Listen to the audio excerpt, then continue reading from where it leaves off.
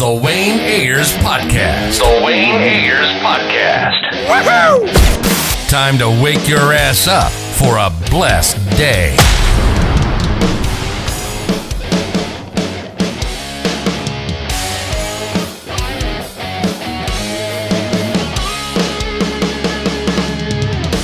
There we go. Oh, Hey, how are you doing today? I'm good. How are you? Nice to see you. Nice to see you too.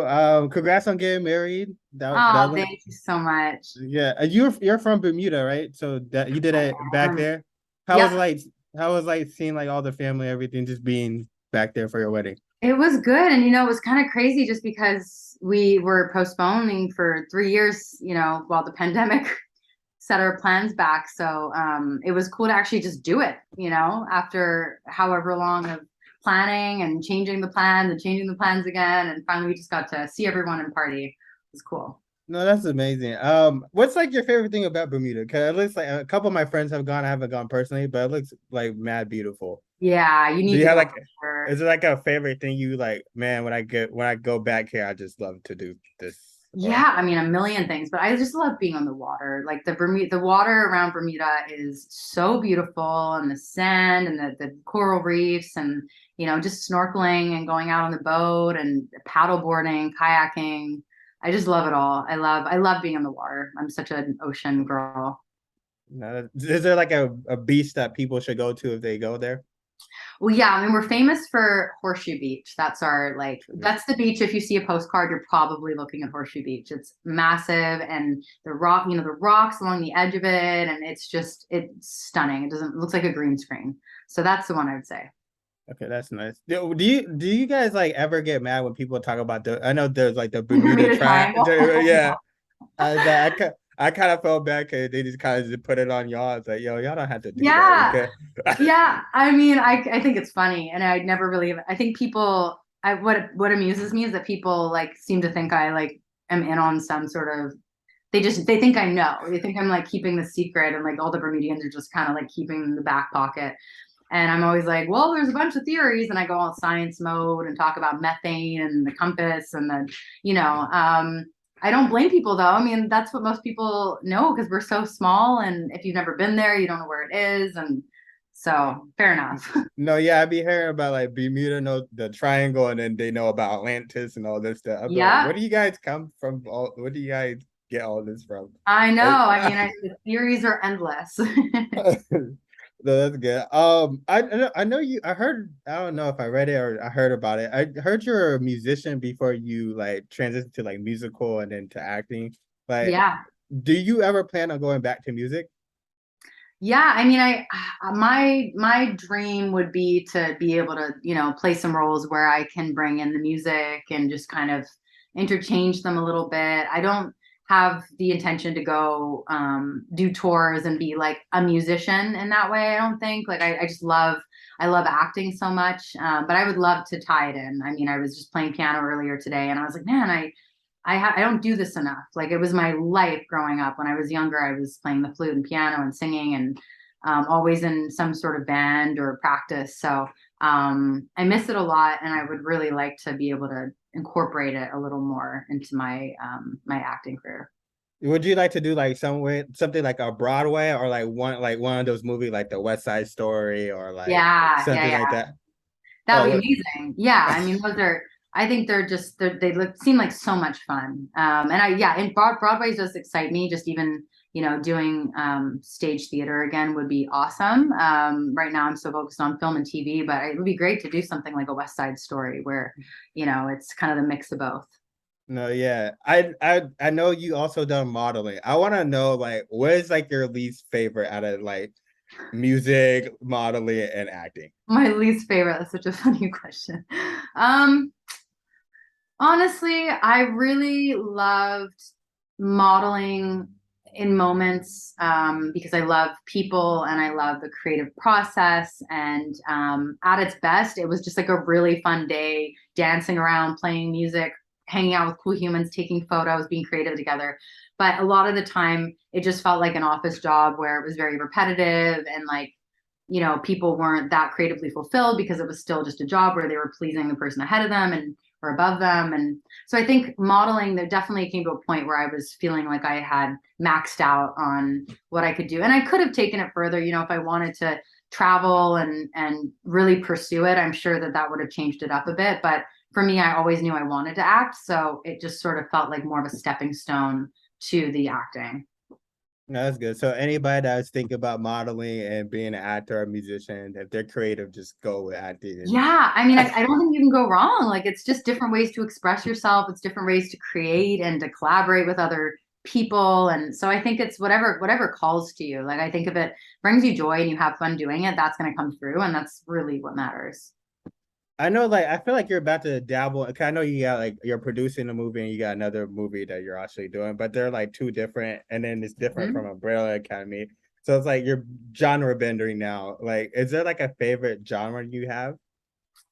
I love it all, honestly. Like, I love like kickboxing and working out and being really, you know, physical. So I would love to do, I did a film called Escape the Field that came out earlier this year that I got to kind of run around in a cornfield for a month. And it was a pretty physical role, which was a lot of fun. I'd love to do more of that kind of thing, something that would really challenge me to transform my body. That excites me a lot. But I also really love comedy, and I'm writing a couple projects right now that are kind of in that dark comedy vein. So yeah, I kind of just want to do it all. I don't really ever want to pigeonhole myself. No, that's a I before I go to the comedy, my bad. Before I go to Yeah. comedy, how was like filming Escape Field? 'Cause I feel like were you guys just like out in the middle of nowhere? Yeah, essentially. I mean, it was pretty fun. Like, we had the whole cornfield to ourselves. It was this big maze, except during the day, it was close to Halloween. There were all these kids kind of going through corn mazes. And so we'd hear like children's laughter in the distance. And at night you'd hear coyotes howling. And it definitely was pretty eerie. Like, it wasn't that hard to pretend, you know, to be afraid and to feel lost in there. No, I can. The coyotes howling. No, I can do Yeah, it. it was definitely, and it was cold. Like, it was like, you know, how it is that, especially in the East Coast, like once it starts turning that corner from summer into fall, and you know, those kind of like late October months, like it gets a little chilly. Like, I was running around in a tank top and a, you know, pair of scrubs. Like, it was not the warmest costume to be in. No, I feel like me personally, 'cause I'd probably like just hearing coyotes is you're in like a You're out. maze. You're Like, done. was there any like moments that you felt like spooked out, like oh, like things that you were hearing that were actually there, or you know what I'm saying? Like you just like freaked Yeah. out, but I mean, there definitely were moments when it was night where you start to feel like, you know, it's 3 a.m. and you start to feel like you're going a little crazy, and no, you're just kind of yeah, looking I'll do around. that. Everyone's a little giddy and everyone's like sleep deprived, and you're just like, is this a dream? Like, it's very bizarre. Like, this is my job. From the No, corner, middle of the night. so speaking of, I know you just brought up the comedy. Like, what made Yeah. you want to like just get started writing in comedy? Well, I just think there needs to be more comedy, and I think that you know, that's the stuff that I enjoy doing the most. The first job I ever did was a comedy. It was Man Seeking Woman, and it was only like an episode. It was like literally one of my first auditions, and I was so pumped that I booked it, and getting on set with Jay Baruchel and Eric Andre, and they were so lovely to me. And it ended up turning into 2 days of filming because of the day changing around, and I just got to like watch and learn, and everyone just was laughing their butts off and improvising, and the energy was just so positive and creative and fun. And I was just like, man, I want to do more of this. I wanted, you know, it's fun. Acting is fun no matter what the genre is, but obviously a drama where you're like crying your guts out all day is a different experience from something where you're improvising and you're all just kind of like jumping on each other and you're No, laughing. yeah. And you know, I think it's important to have both, like the contrast. That's why I never really only want to get stuck in one area. But there's something really, really exciting about comedy to me.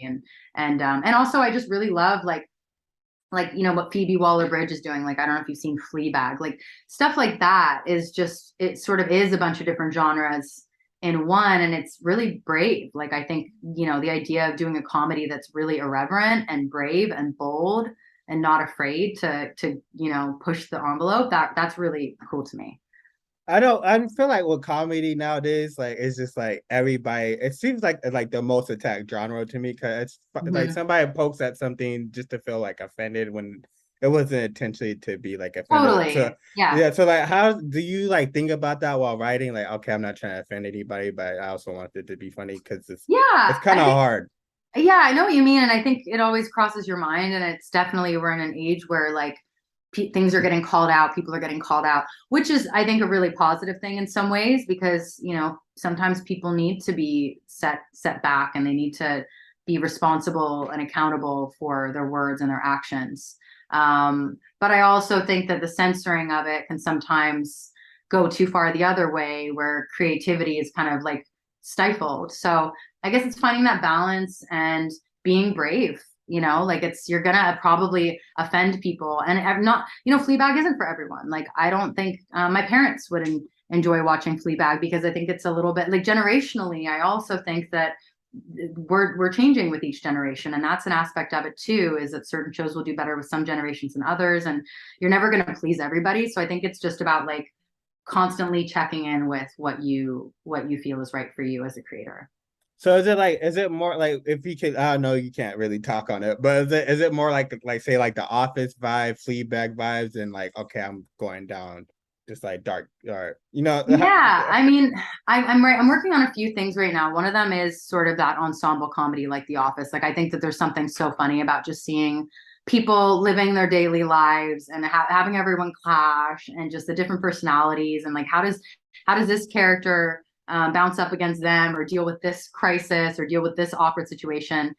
So there's one comedy that I've written with a friend, and then there's another dark comedy that's more in the vein of like, Fleabag meets Breaking Bad, meets a flight attendant, just kind of a bit grittier, a little bit darker, but still that through line of comedy. That's the stuff that really excites me. Oh, that's okay. I'm excited. There's also a project I saw. It was called All In. I think I saw IMDb, and it Yeah. looked very interesting. I don't know if you can talk on it a little bit, but I was like, oh, this looked actually very interesting. Yeah. So that was actually a proof of concept that I did with a friend of mine, John Populus. He's a director, writer, and he brought me into this project. They were doing a proof of concept. It hasn't been made into a feature film yet. It was based on a short film. So that was really fun. That was like a week of shooting, and it was based on a book about a true life story, a girl who, she was sex trafficked. She just thought she was responding to a listing for a dancing position. She was a dancer from Eastern Europe, and she ended up getting sucked into sex trafficking and being forced to work at a strip club. And so that was the character, was, she's turned to addiction and she feels really trapped. And it was great. I mean, like I said, it was only a week of filming, but that's something that I don't know if it ends up getting made. I would love to continue with that character, because it's a really compelling So is story. it so is it like a short film, or are you trying to push it for a feature film? Yeah, so that was a short film. I wasn't in the short film. I was part of the proof of concept, which was essentially to try to get funding for a feature film, which I think they're kind of in flux right now with that. You know how these projects go. Sometimes it takes 10 years and the timing's off, and then they circle back and then the timing's right. And so Yeah, I um know. I think yeah. it took like Squid Games 15 years to be made. It's like, why? Gosh, it's That just so takes crazy when and then it's out in the world, and it's like it was never not here. It's so huge for culture, but it's just crazy that the process, honestly, like now that I'm writing and producing, it's a miracle that anything gets made, with how many people are involved and how much needs to align, and it's fascinating. I also want to talk about that. 'Cause I know you're producing more. Like, how is it important? Cause I see like a lot of actors. Like, I feel like there's always been like everybody's always been producing, but I feel like a lot of actors and actresses just really been on the producing game as like Mhm. in late. But so like, what made you like want to be like become a producer as well?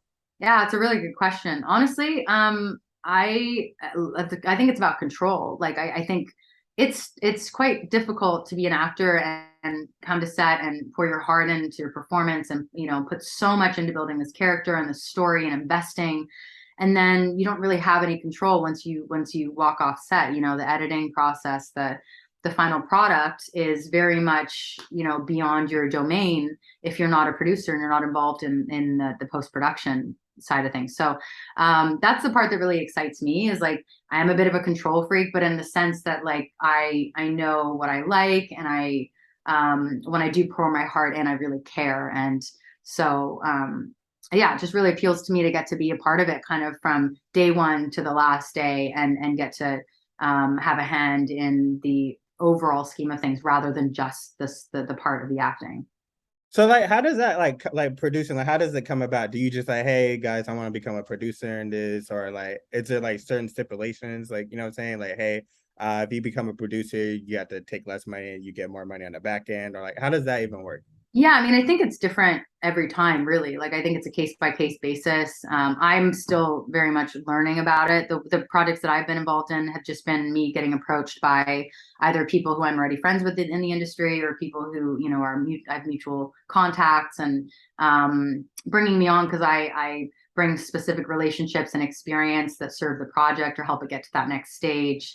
I think, you know, you'll see a project have many producers often, and everybody, you know, some producers maybe are more on the creative side of it, some are more the money side of it. Like, relationships are huge. Just essentially, like, there's so many things that need to come together for projects to get made. And so it's being able to kind of bridge all the people, you know, and make the right calls, and be patient, really, because it's, you know, it takes a while, especially for indie type of projects. Like, it's no small feat. I know, like for indie projects, like how do you like say, like for like upcoming filmmakers, they want to do like an indie project because, you know, they're not gonna get the big, you know, I don't know how to say phrase it up, but like they're not gonna get like the big time production budgets or whatever. So Yeah, like yeah. if you're like an indie like film, just wanted to like, just if I want to start indie film, like how would I go about that? Like, would I need like a lot of people on set, or like what do you know what I'm saying? My bad. Yeah, no. I know. I think I know what you mean. I think, you know, I think what you're asking is, if you want to get into filmmaking, like, what's the first step, essentially? Is that Yeah. yeah. So I think, obviously, having a script, having a concept that you really fully fleshed out, you know, you have a really strong sense of the characters, a strong sense of what your vision is.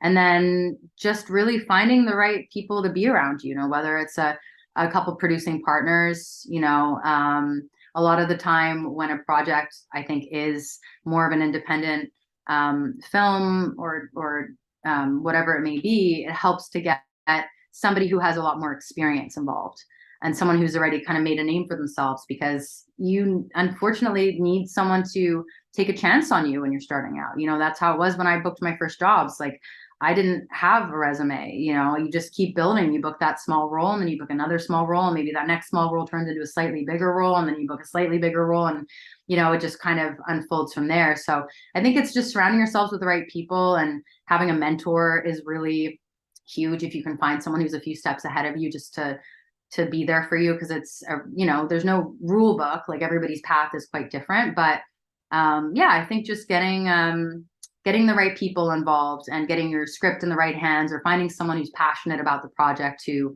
can help you push it to the next step. I know you just mentioned mentor. Who's like your mentor? I mean, it's so funny because I have a bunch of different friends who, like, when I started acting, a friend of mine, Jessica Sipos, she's an actress, producer, writer as well. And we met at an audition. She's one of my best friends to this day. We met at an audition for a commercial, and we right away locked eyes, and we're like, oh my God, like, we need to be best friends. And we hit it off right away. And I had been doing modeling, and I had my theater degree, but I was in Toronto, and I didn't really know where to start with film and TV acting. I didn't know how to get an agent. I didn't even know which agents were good. Like, I just felt really kind of out of my depth. And she was so kind to me, and she helped me, you know, enroll in an acting class that she was in, that really helped me grow and develop my my craft. And then from there, I was able to get an agent. And I think sometimes it's just finding someone who has just been doing it a couple more years than you. And now, obviously, I've been doing it for almost 10 years, and we just kind of are there for each other and really good friends.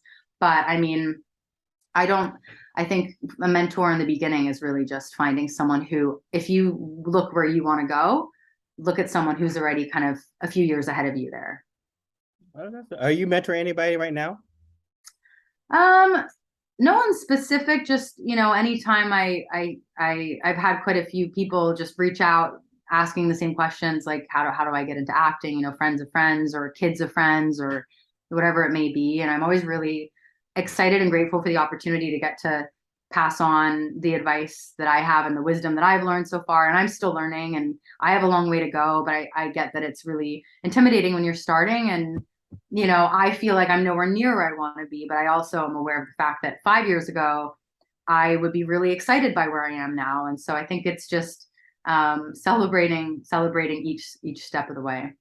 That's amazing. Okay, I had to ask you this because Umbrella Academy got renewed for season 4. Mm-hmm. Is it? And then Umbrella Academy, anything can really just happen. Yep. So is there a possibility that you're returning for season 4? I mean, I haven't been told no or yes. So yeah, I mean, I'd say there's a possibility. Honestly, I've loved being a part of the show the last 3 seasons. I'm grateful for it regardless whether my character serves the story where they're going for season 4 or not. I'm just really happy to have been a part of it. Obviously, would love to come back. I love the show. It would be really cool to get to be part of that last chapter, but either way, I mean, I'm excited to see what they're going to do regardless. So I don't know. I guess we'll have to wait and see. You and me both. How would you like to see the show end? Oh man, I don't know. It's so tough. It's so tough to wrap these types of shows up because everybody just is so invested in them and the characters almost feel like family and you see them go through the highs and the lows. And so, I mean, obviously it's nice to have everyone have a happy ending at the end of their journey, but you never really know. Are they going to leave things open-ended? Like there's so many ways to go about these. I hope everyone gets a happy ending. I mean, I'd say they all have had a pretty tough go of it. A lot of pain, a lot of grief, a lot of loss. Poor Allison, man, like this past season, she was going through it. Like I would hope to see her get to find love again or be with her daughter again. Or, I think it would be nice to see everybody finally have some peace at the end of all of it. No, that's true. I would love to see that too. Mm-hmm. I'm cool with the chaos too as well. Chaos is good. I mean, you need a little chaos to offset the peace. I think a healthy balance. But if we can end on a peaceful note, that would probably be nice, I think. Do you have like a favorite scene from Umbrella Academy of yours? You're like, yo, this is like my scene right here. Like, I have to show my friends this scene because like this is my scene. Yeah, I mean, there are a few. You've seen the 3rd season? I don't want to ruin. I mean, at this point. No, yeah. No, everybody's seen it. Anyway, if you haven't, too bad. Yeah, exactly. You had your chance. I really loved I loved getting to play Grace this past season. I felt like it was just so out there and it was a lot of fun for me. I really loved the speaking in tongues scene. I felt that scared the crap out of me. Where I'm kind of just adoring and worshiping the Kugelblitz. Those were really fun, all those scenes where she's just like completely besotted with this thing that's appeared in the basement. And then back in season 1, I had a favorite scene that was with Allison and Luther when I'm making the pancakes. I don't know if you remember it, but I'm making the pancakes I'm making eggs and bacon and a smiley face. And I was so bad at multitasking. Like I could not, my lines and the cooking and then the plating the food and then the putting it down. And I like put frown faces in front of them by mistake. And it was like, 1, 2 in the morning and we were trying not to laugh and we got the giggles and then Tom couldn't get his lines out. And when I watched that scene, I'm like, that's one of my favorite scenes, like acting wise too. And I think I was just so relaxed and it's such a lesson in having fun and chilling out. But it was also one of my favorite scenes to shoot because we just had a fun time and we were like children. No, yeah, I love it. I have a fan question for you. I told people I was interviewing you. Yeah. One of them was I thought it was actually interesting because I didn't notice myself, but I was like, somebody said they said some my bad. That's okay. Many expressed there may be a plot hole having Grace in season 3 at the Grace is in the Sparrow Academy since Victor wasn't present in that timeline and had not been scaring his nannies. What is your undertaking of why Grace created a timeline covered in season 3? Oh man. Okay, so which scene is this? This is when Victor. Because they're pretty much saying like if Victor because I wasn't right. Yeah.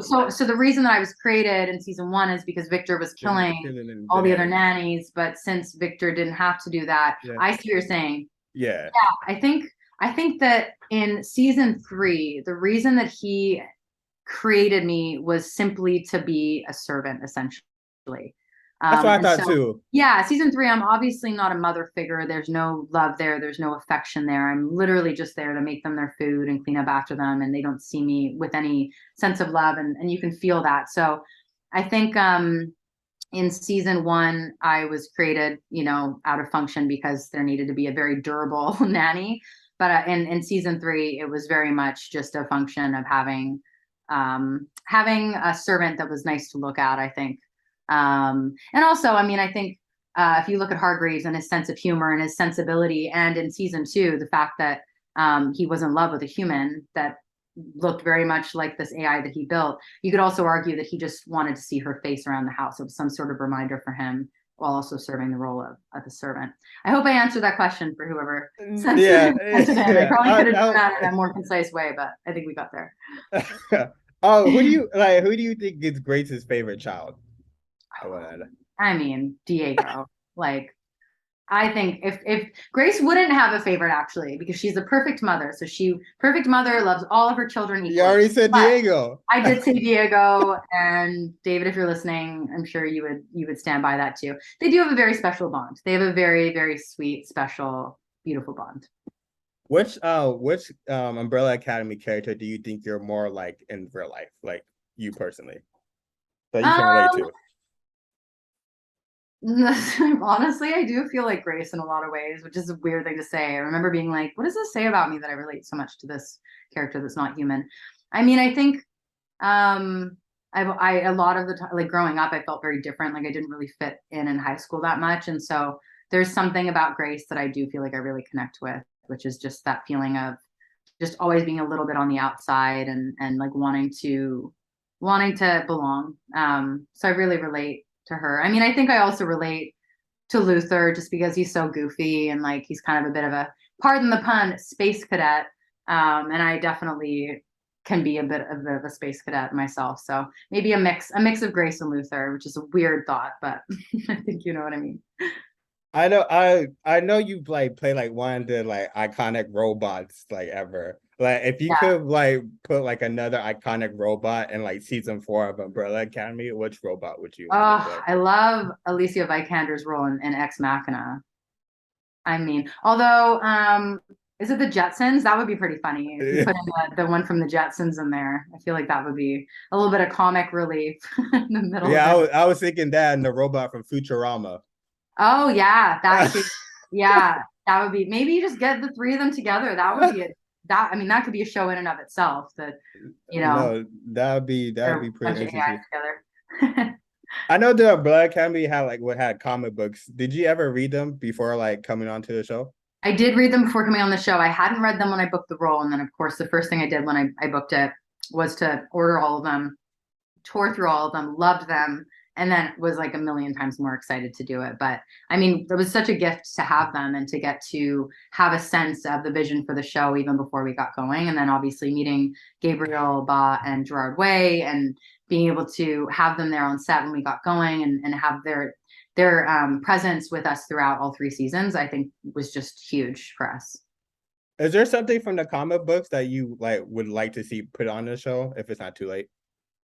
I mean, I think it's pretty fun that like my limbs were always just being removed, and that made me laugh when I first read it. I was like, I wonder if they're gonna actually do that. And I mean, technically, my limbs do kind of come off a couple times, but I loved that she just kind of forgot to put them on in the very beginning of the first comic.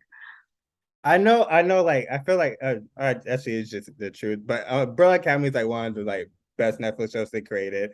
I want to know, like, if you could be like in another Netflix show, what show would you want to be in? Oh man, that's a tough question. I'm gonna go get my list. I mean, there's so many good ones.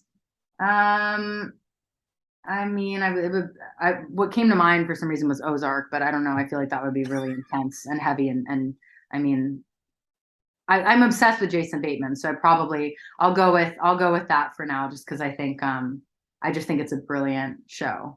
But yeah, it's definitely a heavy one. No, yeah, Ozark, that show. Me personally, I would love to be in Money Heist. I just Oh, robbing banks and yeah. everything with the professor rolling with the that'd be Oh, interesting. yeah, that would be fun. Maybe I should No, have that gone with that. I honestly, there's so many. That's the thing. Like I'm hooked. Like I just love, and lately I've really gotten into all the true crime documentaries, all the different series, about murder. I mean, there's so many good ones right now, and I think as a society we're pretty obsessed with learning about them. But I've been really into those lately too.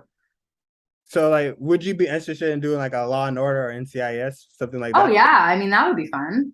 No, I that love lawyery stuff. I really love lawyery stuff. I've been watching Outlander lately too. Have you seen Outlander? I haven't seen. I heard a lot of good things, but I just haven't I seen it. love Outlander. Actually, that would be a fun one to be in. I love historical fiction. That's just like when I read a book, it's 9 times out of 10, it's historical fiction. There's something about all the different eras through history that really excites me, World War II especially. And yeah, that would be a fun one. Before I let you go, I want to know because you're doing producing, writing. Is there like a story that you really want to tell, like in the next, like say 5, 10 years? Like, okay, I really want to do. I want to star, act. I mean, I want to star, write, and produce in this story. Yeah, yeah. I mean, I think the thing I'm working on right now, and it's still early days, but there's just I think we're at a really interesting time, and everything's sort of being brought up to the surface, and I think still being a woman these days is really difficult. Like looking at the domestic violence, looking at the Me Too movement, which women still being underpaid. Like there's so many issues that to me I look at that and I'm like, how is this still going on when we're aware of the issue? And so what I'm working on right now is just sort of like it's just about like what if a woman were to decide to like take change into her own hands and like take action and make the world wake up. And so I don't know, I think I want to do things that push the envelope. I want to do things um that make people think, that make people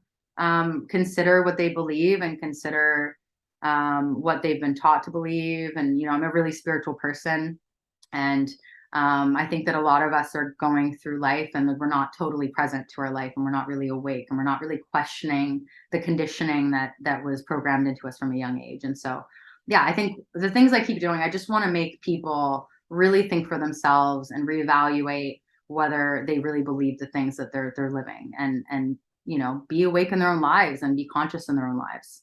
Would you ever like be interested in making like a movie, like just like a total flip? Like so, like like cause like I feel like men we get away with a lot of things. So if you put Mm-hmm. like women in like men's Like shoes, the Parent Trap, or not yeah, Parent Trap, like Freaky Friday, like Freaky Friday. yeah, like you just what I'm saying, you just reverse Yeah, it. yeah, yeah. And Well, yeah, I mean, that's a really good point, because that is kind of what I'm after with this thing I'm writing, which is like, what if men knew through lived experience what it was like to be a woman? Like what if they actually knew what it felt like? Everybody would be, I mean, if we walked a mile in everyone's shoes, we would be a lot kinder to everyone, and a lot more compassionate. And I think that's what we need more of in this world. Like it's a lot of challenges. We need to be really kind to one another. So you're onto something there. no, I feel like it would be way eye opening because like you could be like, oh, this actually, if this actually happened to me, I would feel like a way about, you know what I'm saying? I feel, Totally. Yeah, yeah, yeah, yeah. Perspective. yeah. But I appreciate your time. I appreciate you coming on. My pleasure. It was really nice to see you. And Nice talking to you. I hope you come back for season 4. yeah, me too. We'll see. Yeah, yeah, we'll see. Bye. Thank you. Have a great weekend. You too.